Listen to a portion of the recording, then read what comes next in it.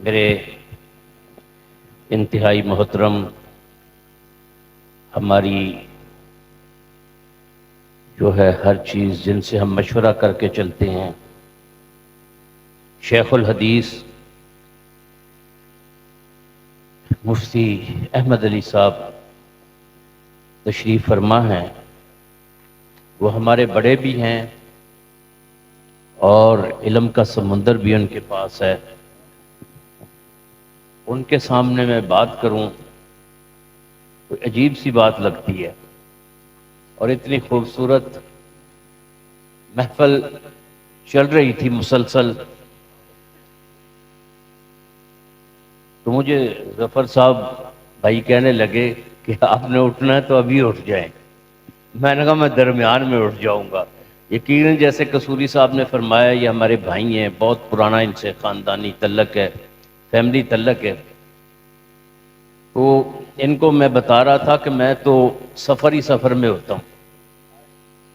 پرسوں اسلام آباد سے ایک شادی کے لیے آیا، اگلے دن پھر چلا گیا، وہاں بھی شادی تھی، پھر واپس آیا، یہاں کی شادیاں اٹینڈ کی، اور آج صبح 9-10 بجے سے ہم نکلے ہوئے ہیں، تو رات کا کافی بیت بھی چکی ہے۔ میں اپنی سعادت سمجھتا ہوں ایسی نیک محفلوں میں، شاید اسی سے ہماری بخشش ہو جائے، اور عمل تو اب میرے پاس ہے کوئی نہیں، لیکن میں جہاں ہمارے بزرگ، ہمارے اسلاف جو دینی کام ہوتا ہے اس میں بڑھ چڑھ کے حصہ لیتا ہوں۔ بہت سارے مسائل ہوتے ہیں، مدارس والوں کے بھی ہوتے ہیں، تبلیغ والوں کے بھی ہوتے ہیں، اللہ مجھے وہاں استعمال کر لیتا۔ ابھی بہت صورتحال خراب تھی، جو رائیونڈ ہمارے حضرات تشریف لائے، لیکن اللہ ان کو لے کے آیا۔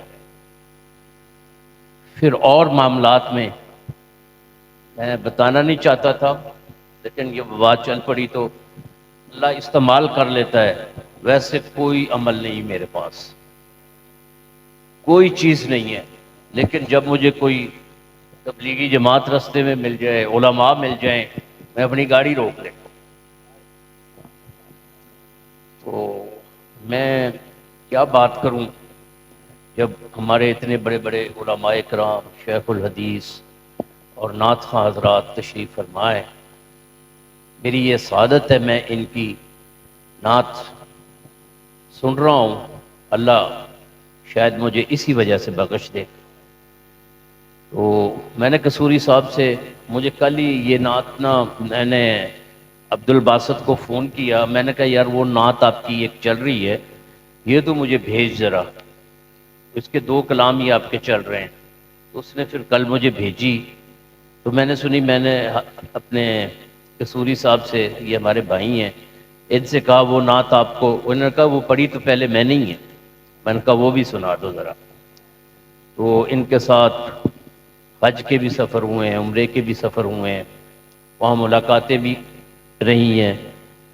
تو ایسے ہی حضرت ہمارے بڑے بزرگ، جو سمجھے ہماری فیملی کے بھی وہی سربراہ ہیں، مفتی احمد علی صاحب، ہم گھر کا مسئلہ ہو، کہیں کوئی بھی مسئلہ ہو، میں حضرت سے جہاں بھی ہوں، اور یہ بھی جہاں کبھی مدینہ میں ہوں، کہیں باہر ہوں، تو مجھے ضرور فون کرتے ہیں۔ یہ ان کی شفقت ہے، ان کی محبت ہے۔ میں اتنے بڑے آدمی کے سامنے کھڑے ہو کے میں بات کر رہا ہوں، تو یہ بے ادبی بھی ہے، لیکن میں معذرت کے ساتھ حضرت کا شکریہ ادا کرتا ہوں کہ میری جیسی ایسی بے ڈھنگی باتیں آپ نے سن لی ہیں، تو بہت مہربانی آپ کی، بہت شکریہ۔ قاری ابو بکر صاحب کا خصوصی طور پہ شکریہ، یہ ہر سال اتنے محنتی انسان ہیں، اتنے محنتی انسان ہیں، یہ ہر جگہ پہ، ہر محفل میں ان کی تگودو ہوتی ہے، کوشش ہوتی ہے، اور ہر سال یہ محنت کرتے ہیں۔ جیسے ہمارے غلام حسین صاحب ہمارے علاقے کی بڑی مشہور شخصیت ہے، یہ الحمدللہ ہر دینی محفل میں یہ نمایاں ہوتے ہیں. کل پرسوں کوئی میں دیبال پور کا وہ پڑھ رہا تھا یا کہیں اور کا، وہاں بھی ملک صاحب کا نام لکھا ہوا تھا اس اشتہار میں بھی. تو میں سب آپ کا، اہل علاقہ کا، سب کا، علماء کا، نعت خواں حضرات کا، سب کا، ظفر بھائی جو ہمارے بہت ہی محترم بھائی ہیں، تو ان سے ہماری بڑی محبت ہے، تو میں ان کا بھی شکر گزار ہوں. وہ تشریف لائے. اسامہ نصیر صاحب ہر جگہ سٹیج کی زینت بنتے ہیں. پرسوں چوتھ وہ تلونی میں بنے ہوئے تھے تو وہاں عثمانی صاحب آج نہیں آئے. عثمانی صاحب آج نہیں آئے. اچھا، وہاں کافی ہمارے تلونڈی میں پرسوں چوتھ محفل جمی تھی، قاضی مطیع اللہ صاحب. تو میں شکریہ ادا کرتا ہوں قاری ابو بکر صاحب کا، جنہوں نے یہ، اور ان کو خراج تحسین پیش کرتا ہوں کہ انہوں نے بڑی خوبصورت محفل سجائی ہے. بہت مہربانی.